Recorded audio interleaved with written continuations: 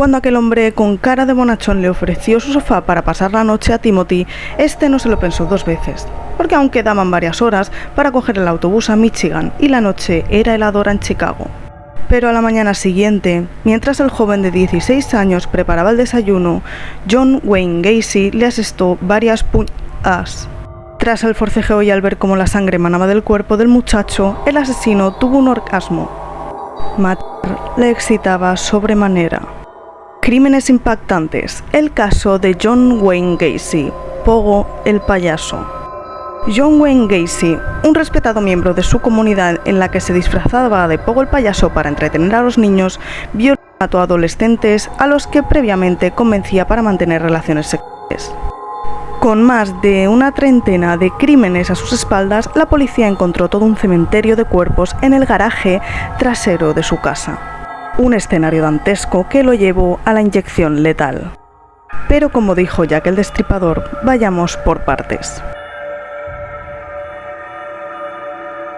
Nacido el 17 de marzo de 1942 en Chicago, Illinois, John Wayne Gacy tuvo una infancia de lo más traumática. Su padre, alcohólico y maltratador, abusaba físicamente y verbalmente de su mujer y de sus hijos, incluido John, al que menospreciaba y golpeaba sin cesar, llamándole marica o mariposón. Las inseguridades del niño con respecto a su sexualidad comenzaron aquí y fueron aumentando con el paso de los años. También influyeron los abusos sexuales que sufrió con 9 años por parte de un amigo de sus padres y de los que jamás se enteraron. John pensó que le culparían de lo ocurrido y de ahí su silencio, el mismo silencio que utilizó cuando sus compañeros de colegio lo acosaban. Un bullying que le llevó a encerrarse en sí mismo. Y a todo ello se sumaban sus constantes problemas de salud, ya que sufría importantes mareos. Esto apuntaba a dos posibilidades. Una, el accidente que tuvo con 9 años al caerse de un columpio y golpearse fuertemente la cabeza. Y dos, las fuertes palizas que sufría por parte de su padre. Aquello se tradujo en un coágulo en el cerebro que le hacía perder la conciencia momentáneamente y le impedía concentrarse. Sin posibilidad de terminar los estudios, John encontró en la política una vía de escape. Se ofreció como candidato del Partido Demócrata en su localidad, pero de nuevo se topó con la desaprobación del patriarca. No podía soportar que su hijo estuviera en el bando contrario, ya que él era republicano y conservador, así que John puso tierra de por medio y se desvinculó de la familia, donde a sus 18 años aterrizaría en Las Vegas y empezaría a trabajar en una funeraria como asistente en mortuorio. Se pasaba los días rodeado de cadáveres a los que embalsamaba y preparaba para el funeral. De hecho, su fascinación por la muerte llegó a tal punto que, cuando su jefe no estaba, se colaba en los ataúdes de los más jóvenes para acariciarlos. Y solo paraba cuando le entraban los remordimientos. Un conflicto interno que atajó regresando nuevamente a casa. Una vez de regreso se graduó en una escuela de negocios, trabajó en una compañía de zapatos y al mudarse a Springfield conoció a su primera esposa, Marilyn Myers. En 1994 contrajeron matrimonio, tuvieron 2 hijos y se mudaron a Waterloo, Iowa, donde dirigió varias franquicias de la cadena KFC, la cual era propiedad del suegro. Pero la fantasía homosexual de John no cesaba, las cuales encontrarían salida al unirse a la Cámara Junior de los Estados Unidos de Waterloo. Como miembro reconocido y admirado de su comunidad, John recibió varias distinciones, pero todo era una fachada. Con el tiempo, esta institución se vio inmersa en actividades relacionadas con las drogas, la prostitución, la pornografía o el intercambio de parejas. Gacy, uno de los más asiduos, incluso transformó el sótano de su casa en una especie de club donde acudirían meretrices y adolescentes con ganas de alcohol. Y gracias a su estatus social, John pudo acceder a menores hijos de otros socios, a los que convencería para mantener relaciones sexuales. La primera víctima fue Donald Burgess, de 15 años, al cual engañó diciendo que le pondría películas X.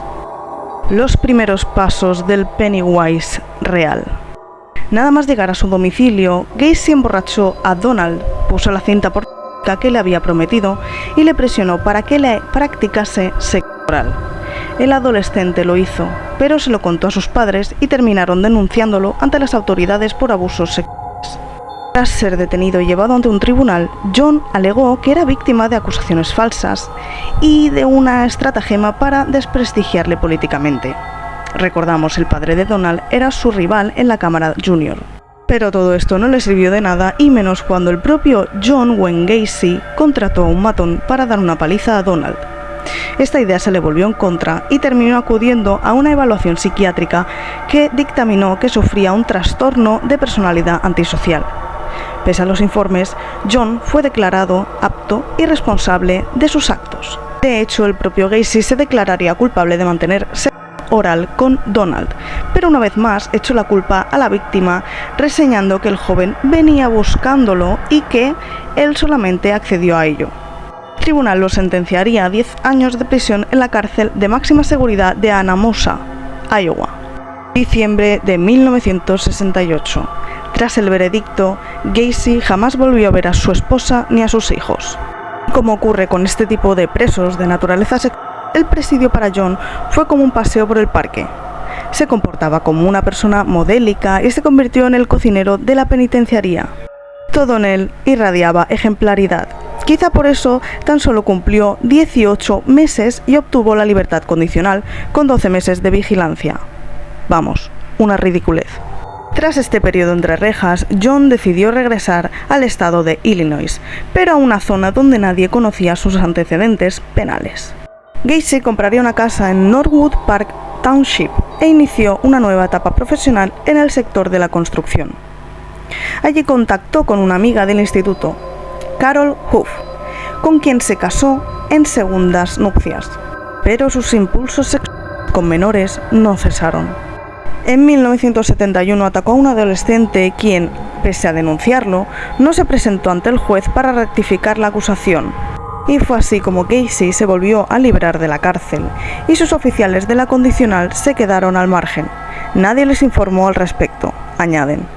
Además, sus andanzas sexuales prosiguieron mientras distraía a su comunidad. Como todos ya sabéis, este depravado se inventó una imagen íntegra y honorable disfrazado de Pogo el payaso. Todo esto con la finalidad de ser un modelo ejemplar de su comunidad y actuar ante miles de niños. Y es que John Wayne Gacy se disfrazaba de Pogo el payaso para asistir a eventos infantiles de su comunidad y alrededores para animar la fiesta. Este altruismo como animador infantil lo compaginaba con su filiación al Partido Demócrata, donde llegó a tener cierta presencia a nivel local. Tanto es así que pudo hacerse una fotografía junto a Rosalynn Carter, la que fuese primera dama y mujer del presidente de Estados Unidos, Jimmy Carter, en 1978. En la imagen incluso se puede leer la siguiente dedicatoria: para John Gacy, los mejores deseos. Pero lo que no sabía la primera dama es que en ese momento su fiel político había asesinado a más de 30 niños. Uno de los primeros en morir fue Timothy McCoy, como hemos dicho en el inicio de este vídeo. El joven de 16 años aguardaba en una estación de autobuses en Chicago. Gacy le convenció para que durmiese en su casa ya que hacía un frío gélido y a la mañana siguiente, creyendo que el joven quería atacarlo con un cuchillo, cuando en realidad estaba montando una tostada con mantequilla, le asestó varias puñaladas en el pecho. Entonces tuvo su primer orgasmo matando. Ver cómo la sangre le salía del cuerpo me excitó, declaró Gacy una vez detenido. Y tras enterrar al joven Timothy en el garaje de su casa, continuó con los asesinatos. Seguido de Timothy llegó el de John Butrovic, de 17 años, Samuel Stepton, de 14, y James Hackerson, cuyo cuerpo no fue identificado hasta 2017. Seguido de Kenneth Park, de 16 años, o Michael Marino, de 14. El modus operandi siempre era el mismo. Engatusaba a jóvenes con drogas, películas pornográficas o con ofertas de trabajo a $5 la hora, para terminar durmiéndolos con cloroformo. Luego los ataba, torturaba, violaba y los asesinaba mediante el número de la soga. Esta técnica consistía en estrangular a la víctima con un cinturón alrededor del cuello, mientras lo presionaba con un palo o un cuchillo, y una vez muertas las enterraba en su cochera. Estos asesinatos y violaciones se volvieron más frecuentes con su segundo divorcio, los últimos incluso con pocas semanas de diferencia. Uno de los casos que propició la captura del payaso asesino fue el de Jeffrey Ricknall, al que Gacy secuestró, drogó, agredió sexualmente utilizando varios instrumentos y abandonó en un parque público en 1978. Cuando el joven despertó, acudió ante las autoridades para denunciar lo ocurrido, pero lo ignoraron.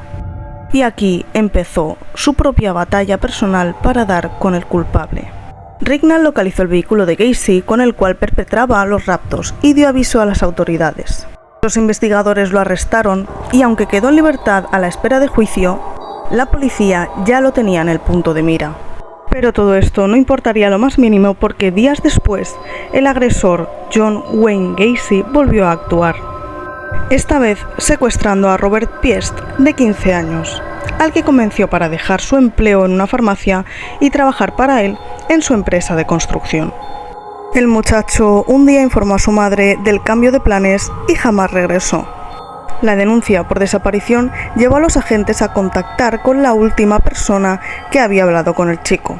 Una de ellas era John, la última, al que, tras interrogarlo, se toparon con múltiples incongruencias y un largo historial de antecedentes por corrupción de menores. ¡Oh, vaya! Con estas pruebas, la policía registró el domicilio del sospechoso y descubrieron multitud de objetos incriminatorios, desde documentos de identidad de los adolescentes desaparecidos, sus ropas y joyas, hasta esposas y jeringuillas.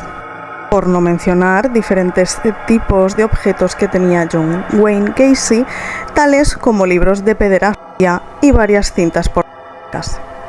Finalmente, la detención de John se produjo el 22 de diciembre de 1978.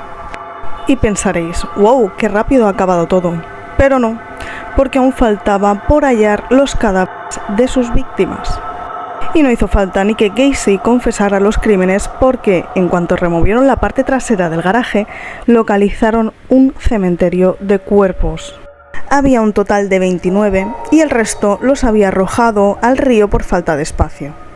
Por culpa de esto y de la gran cantidad de cadáveres, el trabajo de los forenses para recuperar los despojos fue tan farragoso que tardaron varios meses en terminar. Del subsuelo del garaje sacaron fémures, cráneos, costillas, brazos, todos ellos envueltos en bolsas de plástico. Y de todos los cadáveres recuperados, 8 de ellos jamás pudieron ser identificados. Y tampoco los rescatados en el agua, algunos quedaron sin identificar. A pesar de ello, 20 años después del arresto de Gacy, la policía de Chicago consiguió encontrar a algunos enterrados en la casa de su madre. A pesar de todo esto, el acusado John Wayne Gacy se declaró inocente ante el juez, alegando sufrir enajenación mental. Durante la celebración del juicio, entre febrero y marzo de 1980, se desmontó esta teoría gracias a los informes periciales. Se le realizaron varios estudios psiquiátricos en los que se desestimaba la tesis de la defensa, arguyendo que Gacy no solo fue consciente de sus actos, sino que trató de borrar las pruebas que le imputaban. Pero Gacy no se rendía y se inventó otro surrealista argumento, que los homicidios fueron producidos de accidentes sexuales debido a una supuesta asfixia autoerótica. Evidentemente el tribunal tampoco se creyó esta surrealista historia. 12 de marzo de 1980, John Wayne Gacy fue condenado a varias cadenas perpetuas y a varias condenas de muerte.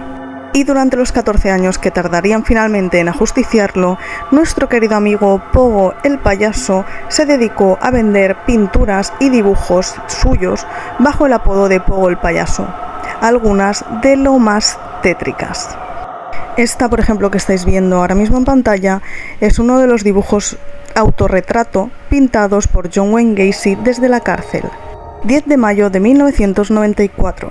Finalmente, John Wayne Gacy fue ejecutado mediante inyección letal. Minutos antes de su ajusticiamiento, cientos de personas se congregaron en el exterior del recinto para celebrar que uno de los peores asesinos en serie de Estados Unidos iba a morir.